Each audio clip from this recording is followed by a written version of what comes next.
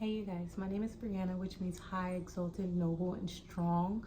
Today I'm making a video about how I met a Freemason and how they tried to court me into basically selling my soul. So let's get right into it. Alright, so the time that this event happened, it was like the beginning of my walk. I was confused, I was angry, I had just left my mother's home and I was hurt by all the things that they did to me there, and I was to the point that I was so fed up that I went to my ex to ask for help.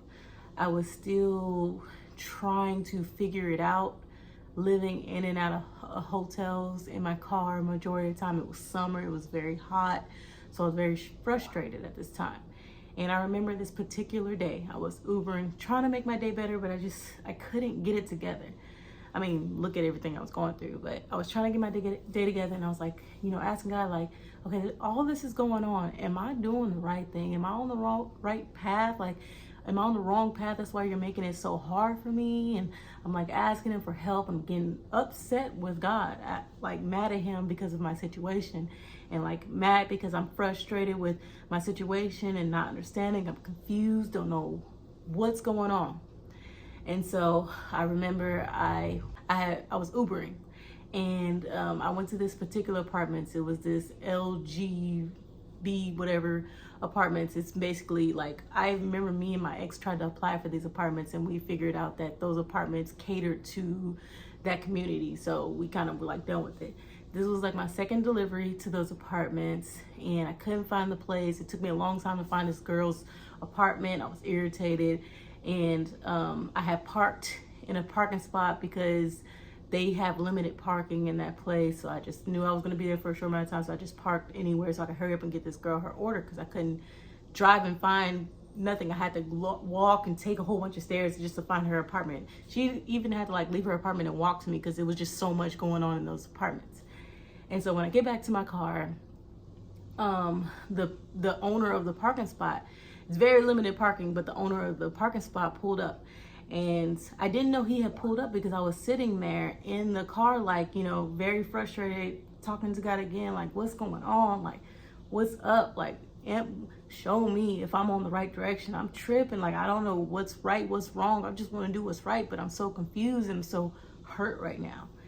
And so, the owner, the guy, he's sitting there watching me, and he ends up walking up to my door because I didn't see him. And he knocks on the door. He does it in a very sarcastic, aggressive way. Like, what are you doing? Why are you in this parking spot? You need to move. And I was like, calm down, I'm moving. And then so he was like, good, good, good. And I was just like, and I think I did end up giving him the finger too as I was leaving. And that was that. And so like, as I'm on the road again, I start watching Mark the Messenger, still, kind of in my head about to God, like, God, what is going on? Like, what, like, you show me Mark the Messenger, and the truth is, and they're saying all that I'm going through was going to happen, but why does it feel like I'm still on the wrong path? So I go back, and I'm just like, I'm still Ubering, and I'm just trying to make my day better. And so I get this Uber notification, and I knew it came in a weird way. I was just like, what the heck? This is weird. But it said the pickup was this local hospital in the area. It's I don't really care. It's in this Webster League City area. This hospital, I've had a few pickups there, and all of them have been really strange, really weird. Like, the first man, he was like, wanted to talk the whole ride. And he was talking about how he got ran over, and the person just like ran him over and didn't even care. And he was like upset with me because I didn't really want to talk that morning, but he was like very talkative. And now think about it, the other person I picked up from there, he was sitting in the back of the car, he sat behind me, and he was acting very strange. And he was acting strange the entire ride to his place, but I wasn't scared because it's like, I don't fear much because I'm like, God is with me, so I wasn't tripping much, but me and him had an understanding, like, you want to trip, we can go there. But he was very weird the whole ride, and he was asking me personal questions, and he acted like he went to high school with me or something, because he was just like, acted like he knew me, and he was very weird. And he even did something at the end of the trip before he got out the car that was very strange. It was, he like pulled something out. I can't really remember it to this day, but he was a very strange guy. So there was those two guys that I picked up from that hospital. And then so I get this notification for this one. And it was set up in a weird way that I didn't know who set it up, and I didn't know who I was picking up, but the person described the person that I would be picking up. So I was like, okay. So they did a good description. So when I get to the hospital, he's sitting outside the hospital. And when he first gets into my car, I don't know, I guess I was in the mood for conversation because he just started talking. He just started talking about Christmas and how he loves Christmas, how he celebrated Christmas with his kids. Then he goes to say that the person that set up the Uber ride was his daughter. His daughter lived in some other state where she had to move to that other state to do some type of architectural work, and she was making a whole lot of money doing that. And he was talking about how he was so proud of his daughter, how his daughter used to be a writer. She wrote a letter for George Bush to read because she was that good at writing. Oh no, she wrote a speech for George Bush to read because she was that good at writing. And I was like, oh, okay. So he just kept talking. He was talking about all this Christmas stuff, how he helps, he likes to be Santa Claus on Christmas and bring toys to people, and how he loves to help people. Then, so it wasn't that long of a drive. So as we were pulling up on his place, he does not get out the car. He just stays in the car and is sitting in the back. And so he starts talking about how one Christmas he helped this black family out. And he was white, so he like took some time to describe that the person was black. And he was like, yeah, we helped this. I heard that his mom was in jail on Christmas, and when the boy sat on my lap on the day he came to meet Santa, the boy was really sad because his mom was in jail, so he wasn't gonna have a good Christmas. And so he said that he told the boy, he was like, hey, you never know what's gonna happen, cheer up. And then he gave the boy some type of toy that the boy really wanted. And so it went to show that on the day of Christmas, he somehow got it to where the boy's mom was out of jail and she was able to be home with the boy for Christmas. And he even took it further to give that family money and help them out with like a house or something like that. Yeah, help him out with a home. And he still knows the family to this day. And he talked about another family that he helped out and got to a place to stay and helped them out with money. Then he's still in my car, y'all. We're parked at his home. Well, he's still in my car. And let me also say that his home was a retirement home. And this retirement home is where only like rich people stay, like rich doctors that are retired. There's a whole bunch of people with money that are retired. And if you guys have ever seen it, y'all be like, dang, that's dope. Actually, me and my ex had seen it not too long ago, and we were just like, what are those? Those are pretty cool. Those are pretty nice. And it was crazy that he was explaining to me what they are, a retirement home, and how expensive they are. And not many people stay there, but it's usually rich, older people that stay there. And I was like, oh, okay, cool. So as he's still staying in my car, as we're parked at outside of his home and still talking, he's explaining the story about the families that he helped. And then so he gets kind of like a pause before he goes to say that he was like, yeah, me and a group of people help people out. He was like, I don't know if you've ever heard of them. They're called the Freemasons. So I smiled and I'm like, oh, okay. And he was like, yeah, we help people out all the time.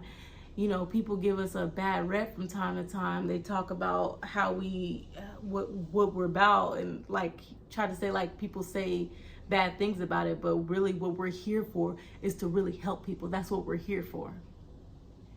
And so I'm like, oh, okay. And so I'm facing forward the whole time. I'm just listening because once again, fear is not a thing for me. I mean, it is what it is. Demons do exist. Freemasons do exist. People who do this type of stuff exist. People who have demons living inside of them do exist. Why fear it? Because God is the most powerful one. If you got Jesus and God living inside you, what's there to fear? For real, for real. But So he's just talking, keeps going over the fact that they're here to help people and they care for people and things like that. And so what's going through my mind while I'm listening to him, I'm just like, dang, that's crazy. I got all this situation going on, but I'm not considering this at all. I'm not considering this at all. That's the thought that goes through my head. And then so he does the first round where he's like, all you have to do to be a Freemason is go up to a Freemason. A Freemason is somebody that has a hat like this one right here. He showed me his hat. And this hat, the little Freemason symbol on it. I'll put it right here. And you go up to a Freemason and you tell them, I want to be a Freemason. And he was like, it's not as simple. We do a background check on you. He was like, it's a background check where it's not like your typical job background check. We check everything. And he was like, you can't have done certain things and you can't have participated in certain things to join. And I'm just like, oh, okay. That's the first round of him saying that. So then he keeps on talking. He just goes on talking again. And then the topic comes up and I'm like, oh, so I was like, so y'all are like the Illuminati. He's like, oh no, we're not like the Illuminati. He's like, those guys are crazy. He was like, they do things where like they have to cut their hand and shake hands to get initiated in that. He was like, those guys are crazy. They're just crazy. I can't do that, even though I'm already peeping game, because I don't know if I was aware of this yet, but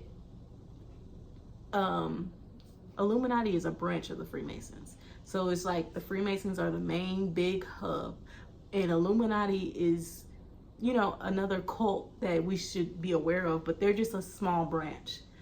And I guess they tend to be more crazy, but still the Freemasons are just as crazy. You just got to keep going on their levels to see how crazy they are. They're not going to let you know on the first level.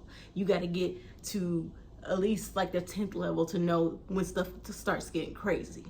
But so yeah, he was like, he went on to talk about the Illuminati. Then he goes to the second time where he's like, yeah, all you need to do to become a Freemason is first see a Freemason like me, see the hat or something like that, and go up to them, tell them that you want to be a Freemason. We'll do a full background check on you, and then we'll move forward from there. And I'm like, oh, okay. And then so he goes to start talking again. Something in me told me, look back and look him in his eyes. So I look back and look him in his eyes. I wouldn't say it was like the demon guy that I came into encounter with at my airline. It wasn't like that, but there was a darkness there. I can honestly say there was a definite darkness there. And I'm pretty sure that was my spirit leading me to turn back and look at him. But yeah, like when I turned back and looked at him, I just like, oh, okay. It was like I was just taking note, like, oh, okay, all right, cool. No fear, cool. I see it. I see what it is. And so as he continues talking or whatever, he got his last time trying it was a little bit aggression behind what he was saying. Yeah, if you want to become a Freemason, all you have to do is see someone that's a Freemason like me, see a hat or something like that, tell them that you want to be a Freemason, and then we'll do a full background check on you and we'll move forward from there. I was like, oh, okay.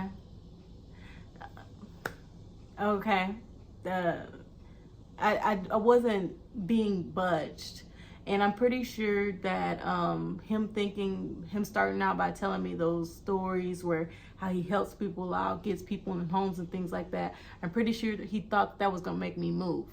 I don't know if it was a full setup to where because I had already started posting videos. I don't know if it was a full setup to where they knew who I was and calculated to try to get me that way, because y'all, demons and angels really see who out here moving in light, and the demons are going to try to get you before you fully get to where God's trying to get you, and God will let it happen to see what your choice really is. I'm pretty sure that's why my situation was what it is, why my situation still is what it is, because he's trying to really see what my real choice is. You don't really nobody's able to really see you, really get to know you until you've been made to sweat. You out here struggling. You out here going through it. You can't see who somebody truly is until they get into a serious situation. And even if, like, people can last serious situations for a certain amount of time, especially like, people of my color, we go through a lot. So we can withhold or withstand a lot. So, it makes sense why I'm going through all this. God wants to really see what my decision is. Do I choose him or do I choose the other side? But in this instance, with this Freemason, I wasn't moved. And so he seen that as well. And so he finally got up out of my car. And I still was like, have a good night, sir. Nice talking to you. Thank you for giving me some more information out here. And I was so happy when I left because I was like, wow, I didn't move. Wow, I'm really in this. And I thank God, because I was like, God, you really, you gave me an opportunity to truly see who I am, what I choose, and what's going on. There was a recent interview that came out with that guy Gilly, who, guys, they sold their souls. You don't make it to a certain place in this world, in this worldly world, without making some sacrifices. The elite won't let it happen. Yes, we can be financially taken care of because of God. If God says he wants it for us, he'll let it happen. But God doesn't really like rich people, y'all. He doesn't sit, I put the verse here. God doesn't believe that rich people can really change their ways to make it in heaven. I can see why, because they are taking care of themselves. They don't think that they need God. They think they got it handled. There in the Bible verse that I'm going to show you guys, it says that it's harder for a rich person to choose to walk the narrow path than it is. It's harder for a rich person to choose the narrow path than it is to pull a camel through a needle hole. So think about that when you're out here trying to, I'm just going to try to die to get rich and stuff. All that doesn't matter, y'all. God likes poor people more than he likes rich people, because he can see their true character, and it's easier for them to choose him than it is for a rich person. So if there's something blocking you from getting rich, it's more than likely because God sees something in you that he don't want to lose you due to money and accessories and things like that. So let it be. The last thing I want to say on this topic is I had a friend in high school, and I always just knew her story was true. She was getting big in music. She really wanted to do music so bad. She was going down the wrong path, doing a lot, but she was lost. And she had met a friend. Her friend was like doing all this crazy wild stuff with her. And they eventually made it to where they got to a place where they got in an interview with someone that could help them out with music.